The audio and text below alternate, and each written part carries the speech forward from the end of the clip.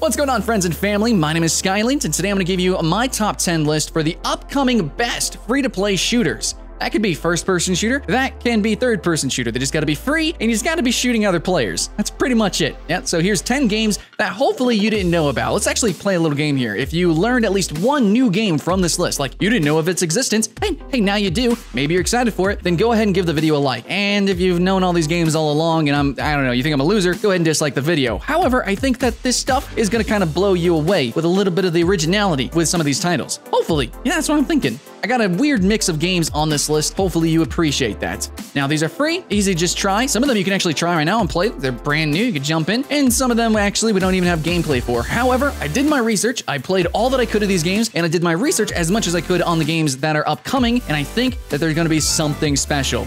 Trust me, guys. Watch the video, enjoy, and hopefully you see something new.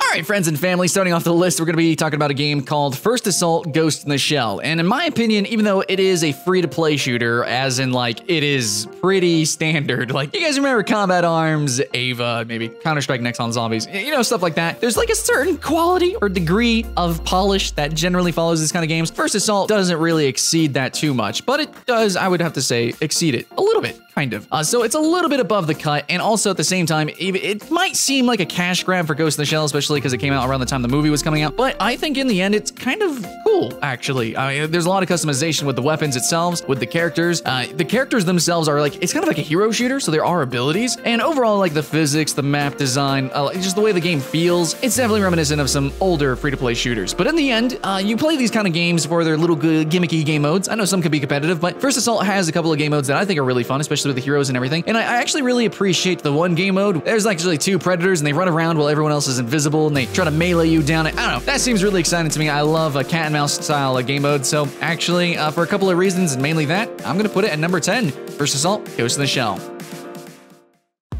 All right, yeah, we'll kick it off the wall here. We're going to be talking about a game that's totally opposite. It's a game called Snipers vs. Thieves, and I've been really honestly looking for an excuse to talk more about this game and film it and just play it and share it. This is probably the only FPS that I would recommend on mobile devices. Now, the gimmick here is that it's 4 players versus 1. One is the sniper, the other 4 are thieves. And you might be wondering, Sky, seriously, really an FPS on mobile devices? And I'm telling you right now that the only legitimate one that I've ever played, and I play a lot of them because I'm weird like that, right? Snipers vs. Thieves actually makes me hype. Blood boils, hair stands on end, I get excited. This is a cool game. And I know, touch controls for aiming, all you gotta do is aim. There's gadgets and weird stuff happening. The thieves go on somewhat predictable paths or different lanes they can duck in and out of. There's some strategy and stuff there, mainly focused on strategy, but for an FPS on mobile devices, where you shoot other players, all the other ones, I mean, they try, but I feel like Snipers vs. Thieves does its own thing, and it absolutely, uncontestedly succeeds. Okay, boys and girls, let's duck back into usual territory. You guys probably saw this coming a mile away. Battleborn just recently went free to play. Now, I normally don't like putting re-releases on these lists. In fact, you're not going to see any of the re-releases of games like, you know, Combat Arms Reloaded. None of that, no. All wholly original that I can, but this is a little bit different. Some people might even consider Battleborn's initial launch as actually early access. Technically, they do call you guys founders if you bought the game, so anyways, if you want to try out Battleborn, it is free now. It's called a trial, but it's totally a free-to-play multiplayer game. And honestly, it's one of the most weird freaking games out there. It's like half FPS, half MOBA, and definitely it's not going to be, you know, a game for everybody, but it's something that I think everyone should at least try once, because it's one of those games that I think if you get hooked, you're on. So while maybe some people might compare it to some other titles, you know, a little bit of Overwatch, it actually mechanically feels like a totally different game, and I think this is one that you should not let pass you by.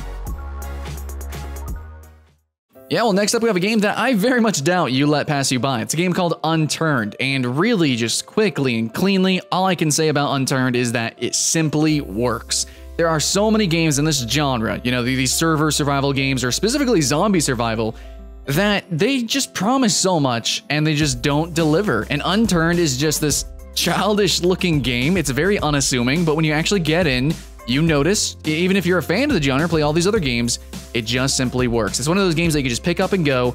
You can actually just get cosmetics added on for $5. You unlock cosmetics customization there, which is pretty cool. Other than that, it's a completely free game. You can choose co-op servers, you can go PvP servers. There's just PvP servers. It takes away the zombies, but there's a couple of different ways you can play the game, and all in all, just the game itself is just pretty much fun for the whole family. Yeah, at the same time, even though it is kind of childish and cartoony, you know, with its aesthetic, I still feel like it gives you that fight or flight feeling that you would get in other survival games. So it's great. I think it's a great introduction to the whole genre. It might actually be one of the better, maybe some people might say, okay, I'll say, I think it's the best in the genre.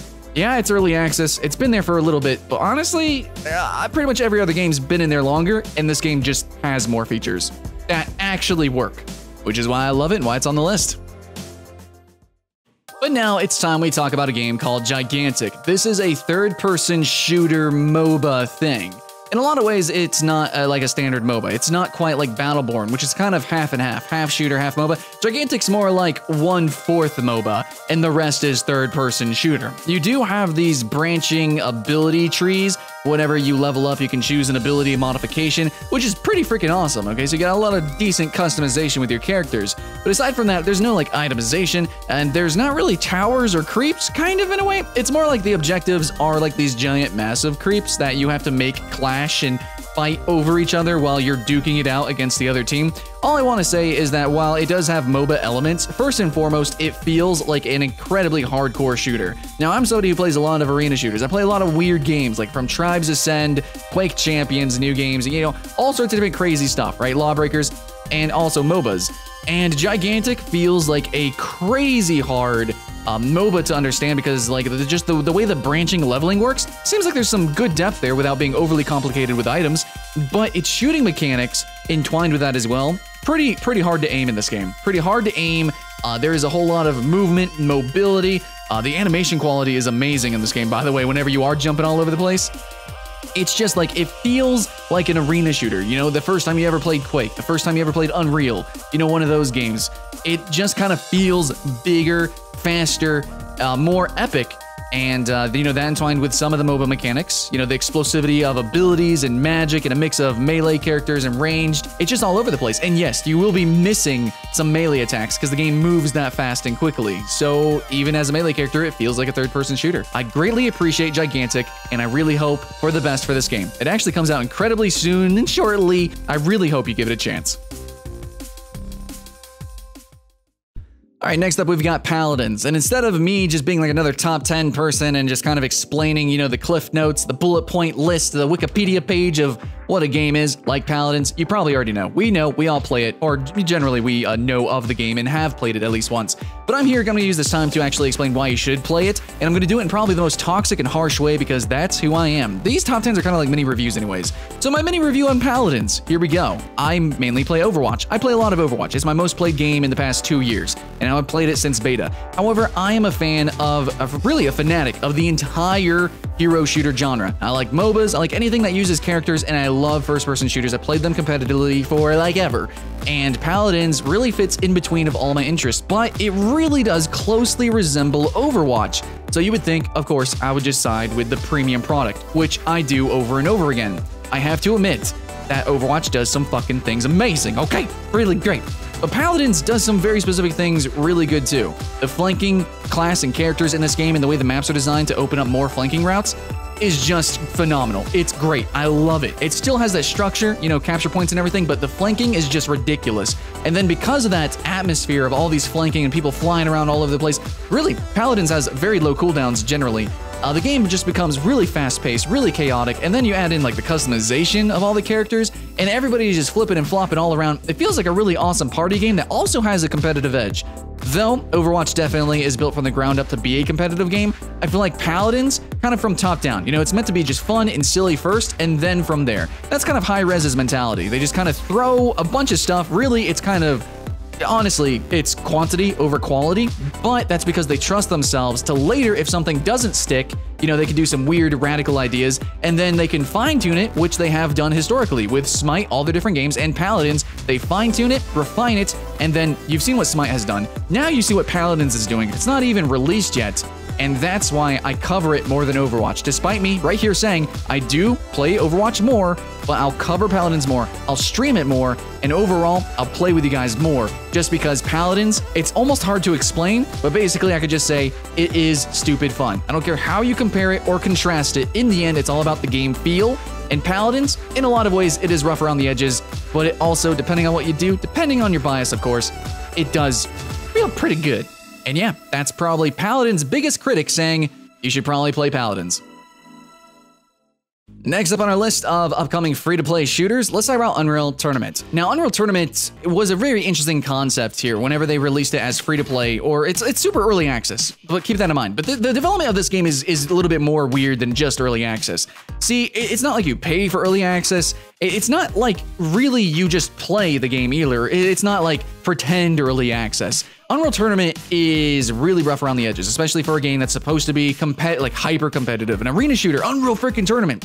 It's really more like made for players and by players at the same time. Now, Unreal Tournament is also entwined with the Unreal Engine 4, which is, I mean, more or less, it's kind of easy to get in and it kind of makes, mod it up a little bit if you kind of know what you're doing. It's no Unity or no Game Maker, but still, intertwining that with Unreal Tournament means that more people are going to be able to make more weird game modes, potentially maps and stuff like that. And that's really optimistic sounding, I guess, but in the end, the development is pretty slow. I have to mention that. The player base is pretty small, mainly probably because it's trying to appeal to the hardcore crowd, but at the same time, trying to appeal to people who want to do a lot of silly stuff with custom game modes and things like that. So if we can get this game into a state where it kind of encompasses all of that at the same time a little bit more, start building that esports scene, start tightening up the controls and the graphics and everything so that we can start doing proper competitions and at the same time, having fun lobbies and doing silly stuff, I would really appreciate that. It's not quite at that level, it's an upcoming list, but you can play the game now. Just know that this is more of a work versus play kind of thing at this, particular moment.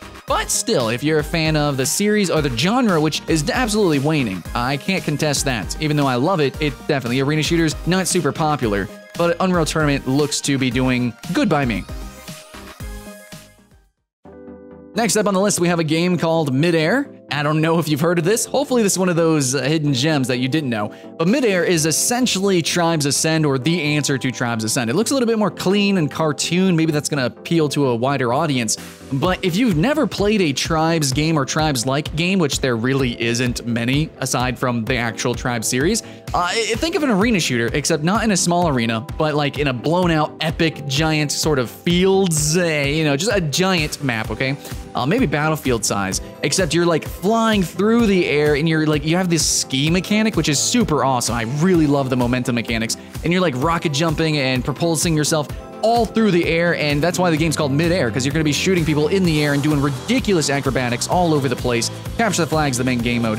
MidAir is basically admitting that Tribes was a cool idea, but let's do it right, and let's do right by the players. So hopefully it's going to focus on the competitive nature, and at the same time, we're going to have a lot of servers and a lot of openness and ease of access to get in the game and play casually. I played on both sides, and actually my YouTube channel started really doing a lot of Tribes content very seriously, so I can actually attribute Tribes to my career now. I really enjoyed the game. I think it's something that is basically just doesn't exist in any other game series. So that MidAir's coming, hopefully answers our prayers, and hopefully it does good by us now. So I'll give it a chance. Hopefully you do too.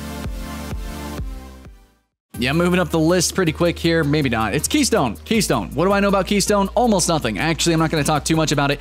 Basically, it kind of looks like a kind of hero shooter, but it seems to got like this retro, almost like sci-fi aesthetic, where it's, like back in the day, there was like, they imagined what the future would look like, and they had all those sci-fi shows and horror shows and stuff like that. It's kind of like that kind of aesthetic. It's like retro future, whatever. Anyways, Keystone. It's actually by Digital Extremes, the makers of Warframe. And I'm just going to quickly say this. I wish instead of making this, that you actually took the Warframe PvP very seriously, because there's really nothing else like that aside from the previous, historic guns, the duel. So yeah, I would prefer that, but I guess Keystone could work out. I mean, Warframe is a pretty polished product except for its netcode, so I'm going to be looking out for that Keystone as soon as I get access. If you would please give me a key, just know I'm going to be extremely critical about your netcode, just like I was at Warframe. But, it's still extremely exciting. I fucking love hero shooters, which is why most of them are on this list.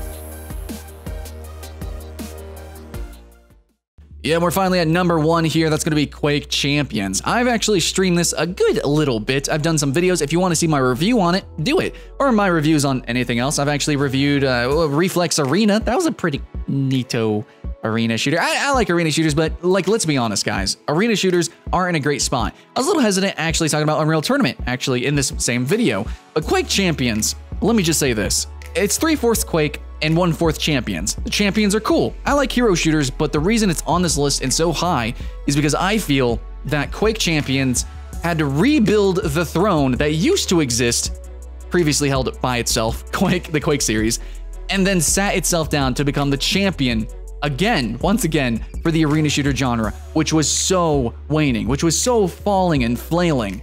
And there's some other games that have come out. Toxic, Reflex, like I said, I did a review on that. And Quake Champions, which I did a review, did first impressions, did streams, did lots of videos, and for some reason, I played all these other games and a lot of hero shooters, but Quake Champions is the one that just kind of gets my blood boiling. It's to the point where I want to actually apply id Software. I really want to see this game go places, at least as a free-to-play game, you know, with its monetization, as somebody who's reviewed freaking professionally free-to-play games, MMOs, shooters, whatever, for 5 years. I have to say, I love the monetization. The renting is more fair than, oh my god, basically all free-to-play shooters. And overall, I just like the game, man. I just want to gush about it, but you guys know what it is. It's Quake, it's a classic, rockets, gib, it's beautiful, right? Arenas jumping all over the place. But now with Champions, don't worry, they don't, it's not too crazy. You know, one ability, a few passives, it's still Quake, baby. It's fucking awesome. I'm glad the Champion's back. Thanks for watching to the end of the list. Now, again, I just want to ask, if you've seen something new here, then please give it a like. And again, if you have seen all of these before this video, then go ahead and dislike. Just let me know, man. I'm just trying to make the best content that I can. This whole channel is about trying new stuff, sharing new experiences together as a community. And in saying that, yeah, this top 10 is a community event. The comments below, let me know if there's anything at all that I missed that you want to give a shout out. But these are the 10 that I'm shouting out here pretty loud. Hopefully you know how I feel about them, why I'm excited, and why I think you should play them. But in the end, guys, whatever game you pick, I just hope that you have fun. My name's Skylent, and I'll see you in the next one.